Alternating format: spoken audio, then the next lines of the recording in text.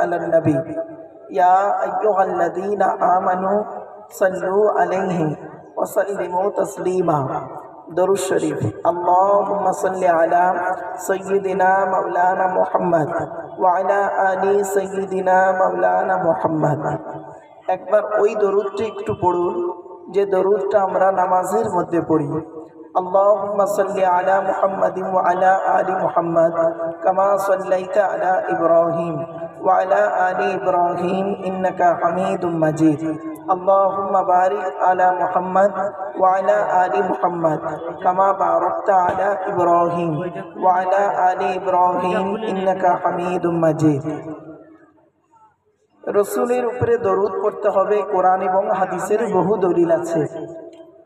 আল্লাহ রাব্বুল আলামিন বলেন সূরা আহজাবের 56 নম্বর আয়াতে ইয়া আইয়ুহাল্লাযীনা আমানু হে ঈমানদার বান্দাগণ সাল্লু আলাইহি তোমরা নবী মুহাম্মদ সাল্লাল্লাহু আলাইহি ওয়াসাল্লামের উপরে দরুদ পেশ করো ওয়াসাল্লিমু তাসলিমা এবং নবীর প্রতি আন্তরিকতার সঙ্গে সালাম প্রেরণ করো। তো এই দরুদ নবীর উপরে পড়তে হবে, এটা কোরআনের দলিল। এই দরুদ সম্পর্কে অনেক রিওয়ায়াত হাদিসে এসেছে।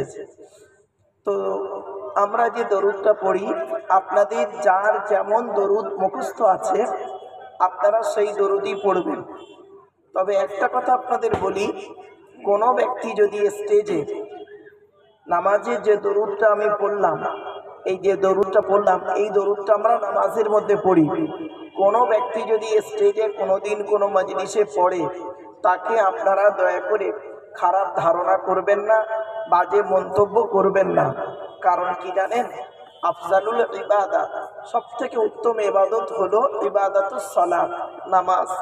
আফজালুত তেলাওয়াত সবথেকে উত্তম তেলাওয়াত হলো তেলাওয়াতুল কোরআন, কোরআন তেলাওয়াত। আফজালুল জিকির সবথেকে উত্তম কথাবার্তা হলো কালেমায়ে তৈয়্যিবা লা ইলাহা ইল্লাল্লাহ মুহাম্মাদুর রাসূলুল্লাহ। তো পৃথিবীর সর্বশ্রেষ্ঠ ইবাদতের নাম হলো নামাজ। কেন আল্লাহ পাক বলেছেন ওয়ালা যিকরুল্লাহি আকবার, সবথেকে বড় জিকির বড় ইবাদত বলা হয়েছে নামাজ। আর যে দরুদটা আমি এখনই পড়লাম এটা নামাজেই পড়া হয়, তাহলে বুঝতে হবে উত্তম ইবাদতে উত্তম দরুদ।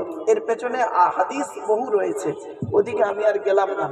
জাস্ট সংক্ষিপ্ত সময়ের ভিতরে টু দি পয়েন্টের উপরে কয়েক কটা কথা আমি আপনাদের কাছে রাখবো ইনশাআল্লাহ।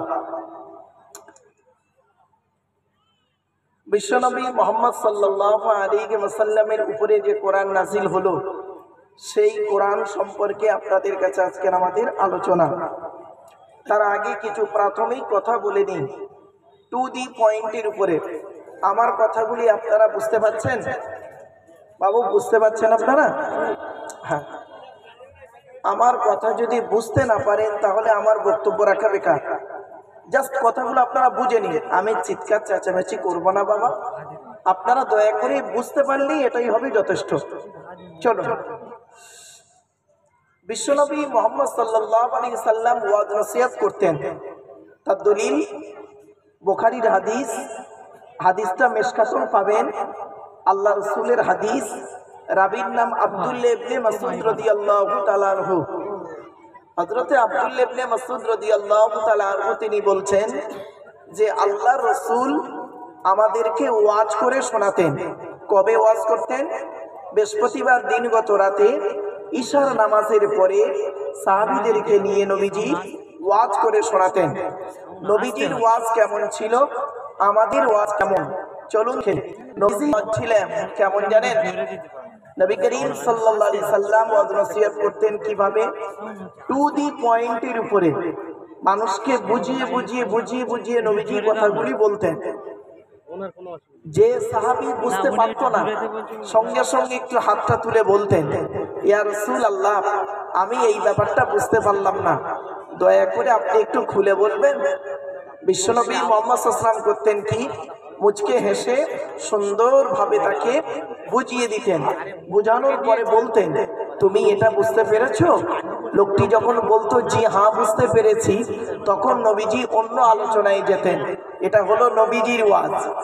তো আমি আপনাদের কাছে শর্ট টাইমের ভিতরে টু দি পয়েন্টের উপরে কয়েক কটা কথা আপনাদের কাছে রাখবো, একটু ধৈর্যের পরিচয় দিন।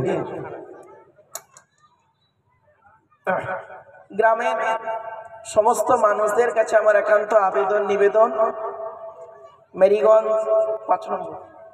5 নম্বর যুবকবৃন্দের পরিচালনায় গ্রামের জ্ঞানী গুণী বুদ্ধিজীবীদের অক্লান্ত পরিশ্রমের মাধ্যমে এবং এলাকার উন্নয়ন যাতে হয় সেই চিন্তা ভাবনা নিয়ে যারা চলেন তাদের পূর্ণ সহযোগিতায় আর আপনাদের গ্রামের বাংলার বিখ্যাত আলেমে দ্বীন আমার পাশেই বসে আছেন, আলিয়া ইউনিভার্সিটির একজন প্রফেসর, স্বনামধন্য জ্ঞানী মানুষ। তিনি তার উদ্যোগে আজকের এই ইফতারের মজলিস, তো এই মজলিসে বেশ কিছু আলোচনা হবে ইনশাল্লাহ।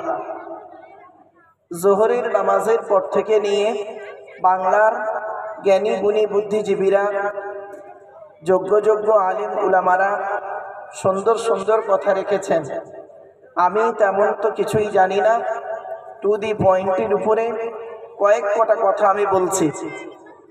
আপনারা আমার জন্য একটু দোয়া করুন, আমার নিজস্ব বলার কোনো ক্ষমতাই নেই। সুবহানাকা লা ইলমা লানা ইল্লা মা আল্লামতানা ইন্নাকা আনতাল আলিমুল হাকীম ওয়া মা তাওফীকি ইল্লা বিল্লাহি আলাইহি তাওয়াক্কালতু ওয়া ইলাইহি উনীব। চলেন, তবে আমি আলোচনা শুরু করছি। আমার যে কথাটি বুঝতে পারবেন না একটু বুঝে নেবেন।